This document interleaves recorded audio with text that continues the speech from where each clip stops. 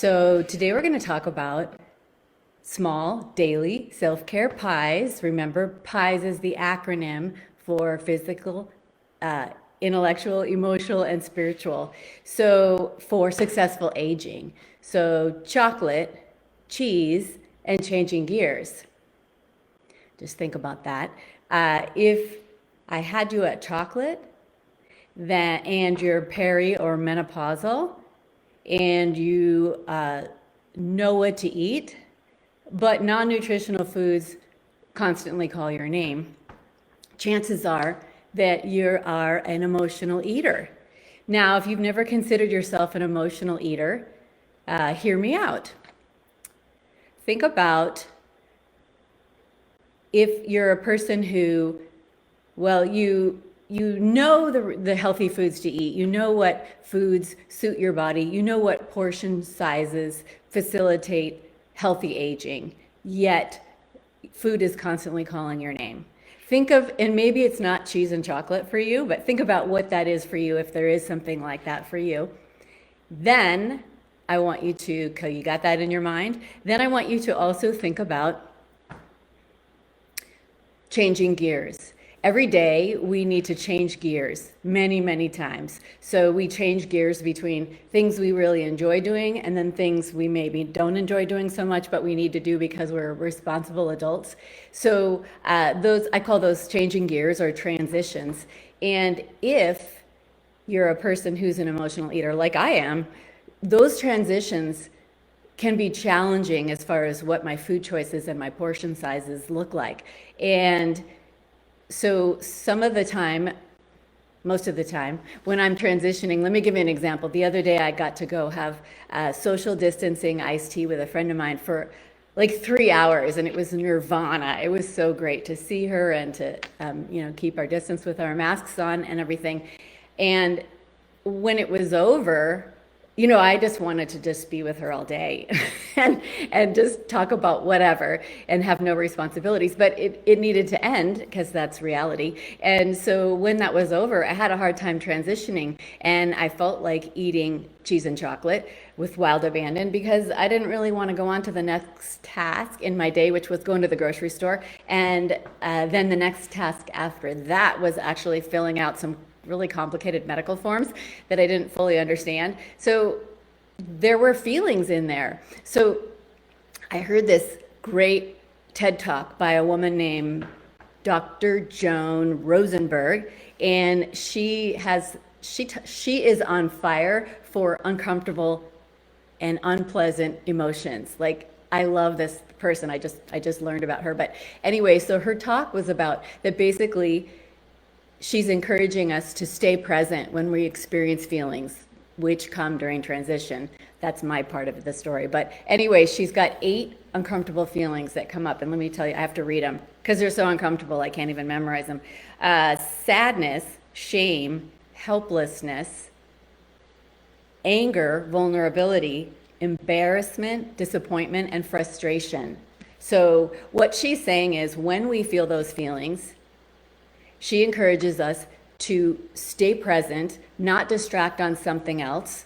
And if you don't relate to food calling your name and you're watching this, you could fill in the blank with anything else. You could fill in the blank with social media, shopping, whatever, just anything. But for some of us, food is our number one. And I'm one of those people. So that's why I use my daily self-care pies to deal with real life. So anyways, if what she says is if you're feeling any one of those 8 feelings, they're not bad. No feelings are really bad. They just are. They're part of life. But they can be unpleasant or uncomfortable. So if you're feeling one of those feelings, she encourages us to just hang out and be present there. And it really is only going to take about 90 seconds to get through it, like the physical part of that feeling. And if we can do that without excess food, one day at a time, meal after meal, that's going to lead to a body that you can do business with. And that's how I live my life. So I want to give us something that's about 90 seconds long right now that we can do to get through those transitional times, or those times when we're changing gears and adapting to what is the new thing for that part of the day. So I'm going to invite you to stand up. You don't have to have shoes on, and you don't have to have any special clothes on. And I hope you're appreciating my Halloween, my holiday art here. So we're just going to stand. I'm giving you the side view so that you can just remember to look at posture or feel your posture. So I want to invite you to just stand. I'm actually going to face you. I changed my mind. So just stand, feet about hip width apart.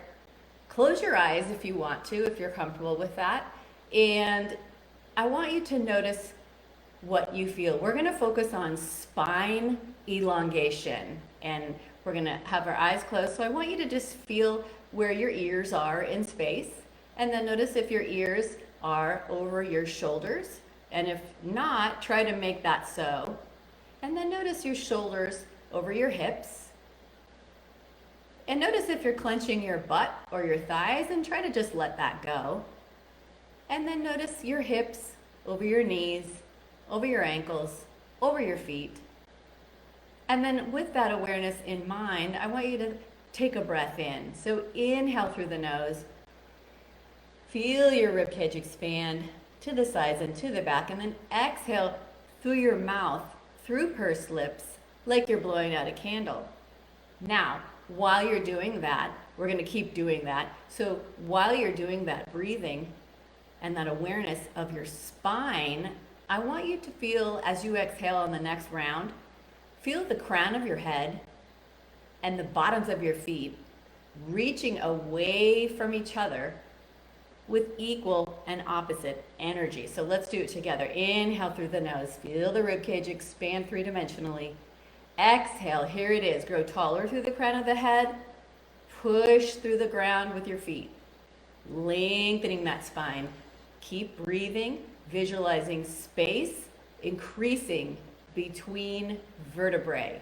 Remember, we have those approximately 24 vertebrae in your spine. Each one of those is an actual joint, if you think of it that way, and think of lengthening and activating all the parts of your spine.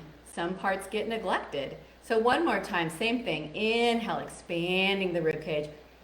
Exhale, shrink, wrapping your abdominal muscles and growing a little bit longer and taller. Lifting the sternum, separating your pec muscles, gently squeezing your shoulder blades together, and again, not gripping with your butt and your thighs. Good. There we go. So I want to invite you today to think about your transitions. Let me know, I got sun in my eyes here. Let me know what your transitional times look like and what you struggle with and what you'd like some help with, because you got this. We've got this.